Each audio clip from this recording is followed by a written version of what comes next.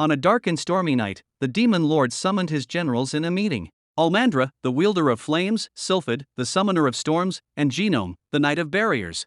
Then came the curveball. Uchimura, general on the list, wasn't anything like the others. Uchimura's life before this demonic detour was as ordinary as it gets. Fresh out of university, he entered the corporate world full of hope and ambition, only to realize that his job was less about climbing the ladder and more about being the rug people stepped on. His boss viewed him as little more than deadweight. To test Uchimura's spirit, his boss shipped him overseas to manage a factory construction project. Against all odds, Uchimura succeeded, proving that even underqualified deadweight can accomplish something if left completely unsupervised.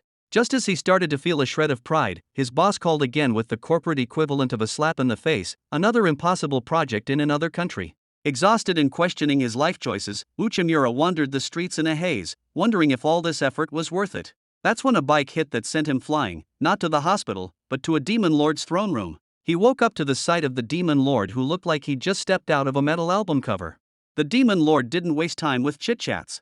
He offered Uchimura a job, become one of his 4 generals. A director-level salary, a personal office, and, best of all, no unpaid overtime. The offer sounded absurd. Uchimura was an ordinary man with no combat skills, magical abilities, or heroic traits to speak of. The demon lord, however, had done his homework. He praised Uchimura's work ethic, resilience, and ability to achieve results despite overwhelming odds. Despite the tempting perks, Uchimura was hesitant. The idea of joining a demonic army didn't sit well with him, and he wasn't sure if he was cut out for the role. Sensing his reluctance, the demon lord reassured him. If Uchimura declined, he would be safely returned to his world. It was the first time in Uchimura's life that someone acknowledged his efforts, and the validation was almost enough to make him forget he was being recruited by evil incarnate. The other generals weren't exactly thrilled about the new recruit. Almandra, in particular. She saw Uchimura as nothing more than a fragile, powerless human, which, to be fair, was accurate. To prove her point, she launched a full-power attack at him, knocking him unconscious before he even had a chance to react.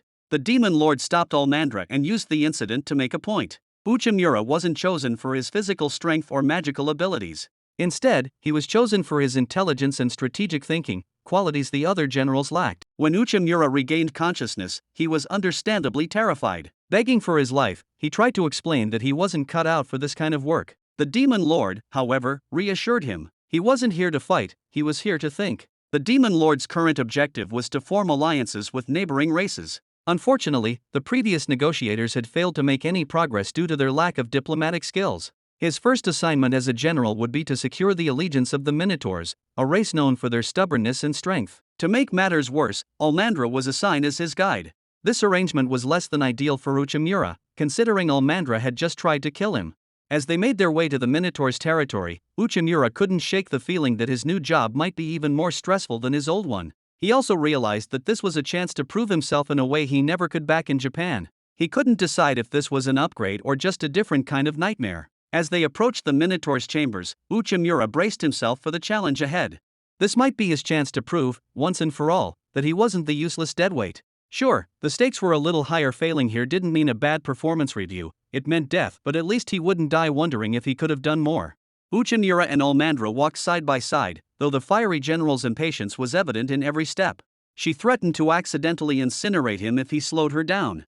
Uchimura, feeling like he was being dragged to his own execution, tried to keep up with her brisk pace. He couldn't blame her skepticism, after all, he was just an ordinary office worker. Still, the demon lord's confidence in him lingered in his mind. As they approached Lord Terius's quarters, Uchimura's confidence began to waver. Almandra, noticing his hesitation, smirked knowingly and dared him to open them. For he could reconsider, Almandra shoved the doors open with a dramatic flair. The sight inside froze Uchimura in his tracks. Lord Terius, the Minotaur chief, was an imposing figure, towering, muscular, and radiating an aura of menace.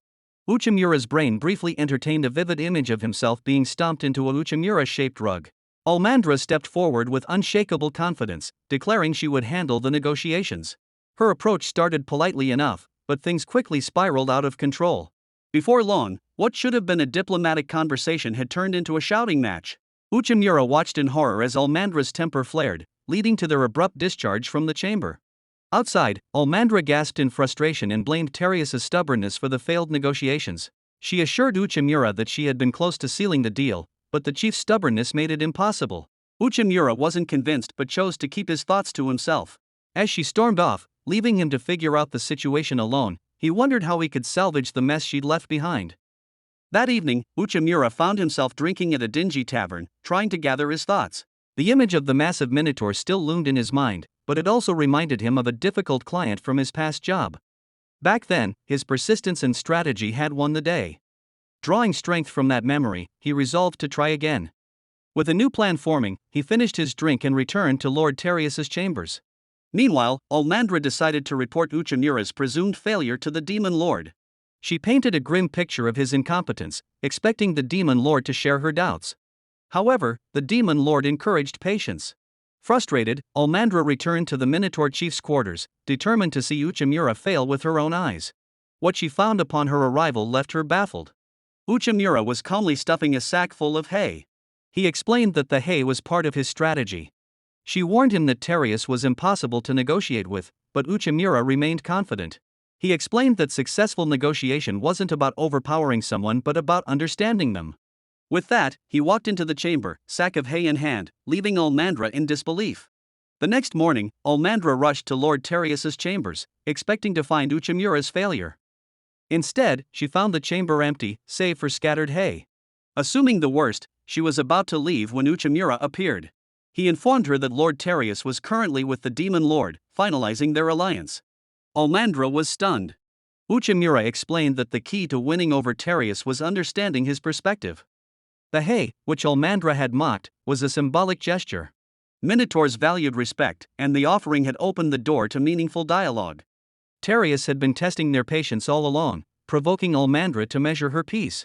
Her repeated outbursts had only confirmed his doubts about her capabilities. By approaching him with respect and focusing on shared goals, Uchimura had been able to secure the alliance. Almandra was left speechless. For once, her sharp tongue failed her as she processed the reality of Uchimura's success. Moments later, Lord Terius himself appeared. He offered Uchimura a handshake and an apology for his earlier behavior, acknowledging his wisdom and patience. The alliance was officially secured. The Demon Lord, clearly pleased, presented him with a golden bracelet as a symbol of his new role as international liaison. Almandra, though still skeptical, had to admit that Uchimura had accomplished something she couldn't. As they prepared for their next mission, Uchimura felt a strange sense of belonging. For the first time in his life, he wasn't just another faceless employee lost in the grind.